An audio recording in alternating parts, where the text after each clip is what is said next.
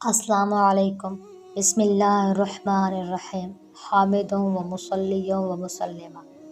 آج ہم بات کریں گے کہ جب ہم پریشان حال ہوں، مصیبت میں گرے ہوئے ہوں، حالت اضطراب میں پہنچے ہوئے ہوں اور مشکلات سے گزر رہے ہوں تو پھر ہم اللہ تعالیٰ سے مدد کیسے مانگیں، استدعا کیسے کریں۔ تو آج مدد مانگنے کا جو طریقہ میں آپ کو بتاؤں گی وہ نہ کسی عام انسان کا بتایا ہوا ہے، نہ کسی ولی کا، نہ کسی صحابی کا، اور نہ ہی کسی نبی کا بتایا ہوا ہے۔ وہ طریقہ خالق کائنات رب ذوالجلال احکم الحاکمین اللہ جل شانہ کا بتایا ہوا ہے۔ ذرا غور کریں وہ کس قدر نایاب طریقہ ہوگا۔ خود اللہ مدد کرنے والا رب ہم کو بتا رہا ہے کہ مجھ سے ایسے مدد مانگو۔ اللہ کا فرمان ہے وَاسْتَعِينُوا بِالصَّبْرِ وَالصَّلَاةِ، مجھ سے مدد طلب کرو، مدد مانگو صبر کے ساتھ اور نماز کے ساتھ۔ صبر اللہ کی مدد کو لانے والا ہے۔ زندگی میں عموماً صبر کے مواقع پیش آتے رہتے ہیں۔ عبادات بھی صبر ہی سے ادا ہوتی ہیں۔ نفس عبادت کے لیے تیار نہیں ہوتا، اگر تیار ہوتا ہے تو صحیح طریقے سے ادا کرنے سے بچتا ہے۔ آیت کریمہ میں اللہ تعالیٰ نے ہمیں ایک صبر سے دوسرا نماز کے ذریعے مدد طلب کرنے کا حکم فرمایا۔ یہاں نماز سے مراد وہ نماز نہیں ہے جو ہم پر فرض ہے۔ فرض نماز کو چھوڑنے کا تو کہیں بھی جواز نہیں ہے۔ یہاں نماز سے مراد وہ نماز ہے جسے صلاۃ الحاجت کہتے ہیں۔ ہم اپنی حاجت، اپنی ضرورت کے لیے جو نفل ادا کرتے ہیں، چاہے 2، 4، 6 جتنا بھی ادا کرتے ہیں، اسے صلاۃ الحاجت کہتے ہیں۔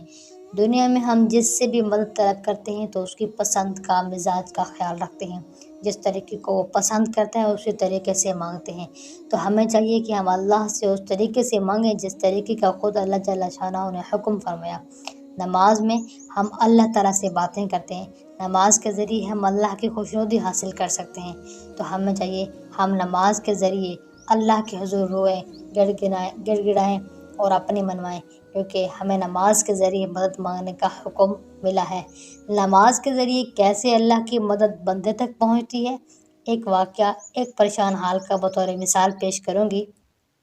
آج کے دور میں ہمیں سامان ایک جگہ سے دوسری جگہ منتقل کرنا ہوتا ہے تو پھر ہم اسے TCF کرتے ہیں یا کسی ڈاک کی سہولت کے ذریعے بھیجتے ہیں۔ پہلے زمانے میں ایسے نہیں ہوتا تھا۔ ایک کلی ہوتا تھا جس کو سامان دیتے تھے، وہ اپنے خچر گھوڑے پہ سوار ہو کے اس کو دوسری جگہ پہنچا کے آیا کرتا تھا۔ کہتے ہیں کوفہ میں ایک کلی تھا جس پر لوگوں کو بہت اعتماد تھا۔ امین ہونے کی وجہ سے تاجروں کا سامان، پیسہ بھی لے جاتا تھا۔ ایک مرتبہ وہ سفر میں جا رہا تھا، راستے میں ایک شخص اس کو ملا اور اس نے پوچھا کہ کہاں کا ارادہ ہے۔ کلی نے کہا فلاں شہر جانے کا۔ وہ شخص کہنے لگا کہ مجھے بھی وہیں جانا ہے، میں پاؤں پہ چل سکتا تو تیرے ساتھ ہی چلتا، کہ یہ ممکن ہے کہ 1 دینار کرائے پر مجھے خچر پہ سوار کر لے۔ کلی نے اس کو منظور کر لیا اور وہ سوار ہو گیا۔ راستے میں 2 راستے ملے۔ سوار نے پوچھا کدھر کو چلنا چاہیے، کلی نے عام راستے کا بتایا۔ سوار نے کہا یہ دوسرا راستہ قریب ہے اور جانور کے لیے بھی سہولت کا ہے، سبزہ اس پر خوب ہے۔ کلی نے کہا میں نے یہ راستہ دیکھا نہیں ہے۔ سوار نے کہا میں نے کئی بار اس راستے کو دیکھا ہے، اس پر چلا ہوں۔ کلی نے کہا اچھی بات ہے، اسی راستے کو چلتے ہیں۔ تھوڑی دور چل کر وہ راستہ ایک وحشت ناک جنگل پر ختم ہو گیا جہاں بہت سے مردے پڑے ہوئے تھے۔ وہ شخص سواری سے اترا اور کمر سے خنجر نکال کر کلی کے قتل کرنے کا ارادہ کیا۔ کلی نے کہا ایسا نہ کر، یہ خچر اور سامان سب کچھ لے لے، یہی تیرا مقصود ہے، مجھے قتل نہ کر۔ اس نے نہ مانا اور قسم کھا لی کہ پہلے تجھے ماروں گا پھر یہ سب کچھ لے لوں گا۔ اس نے بڑی عاجزی کی مگر ظالم نے اس کی ایک بھی نہ مانی۔ کلی نے کہا اچھا مجھے 2 رکعت آخری نماز پڑھنے دے۔ اس نے قبول کیا اور ہنس کر کہا کہ جلدی سے پڑھ لے۔ ان مردوں نے بھی یہی درخواست کی تھی مگر ان کی نماز نے کچھ بھی کام نہ دیا۔ اس کلی نے نماز شروع کی، الحمد شریف پڑھ کر سورت بھی یاد نہ آئی۔ ادھر وہ ظالم کھڑا تقاضا کر رہا تھا کہ جلدی ختم کر۔ بے اختیار اس کی زبان پر یہ آیت جاری ہوئی امن یجیب المضطر اذا دعاہ۔ اس کا معنی ہے کون ہے جو جواب دیتا ہے پریشان حال کو جب وہ پکار رہا ہوتا ہے۔ تو یہی آیت بار بار پڑھ رہا تھا اور رو رہا تھا۔ ایک سوار نمودار ہوا جس کے سر پہ لوہے کی ٹوپی تھی، اس نے نیزہ مار کر اس ظالم کو ہلاک کیا۔ جس جگہ وہ ظالم مر کر گرا، آگ کے شعلے اس جگہ سے اٹھنے لگے۔ یہ نمازی بے اختیار سجدے میں گر گیا، اللہ کا شکر ادا کیا۔ نماز کے بعد اس نے اس سوار سے پوچھا کہ تو کون ہے؟ اتنا تو بتا دو کیسے آئے ہو؟ اس نے کہا میں من یجیب المضطر کا غلام ہوں، اب تم امن میں ہو، جہاں چاہو چلے جاؤ۔ یہ کہہ کر وہ سوار چلا گیا۔ در حقیقت نماز ہی ایک ایسی بڑی دولت ہے کہ اللہ کی رضا کے علاوہ دنیا کے مصائب سے بھی اکثر نجات کا سبب ہوتی ہے۔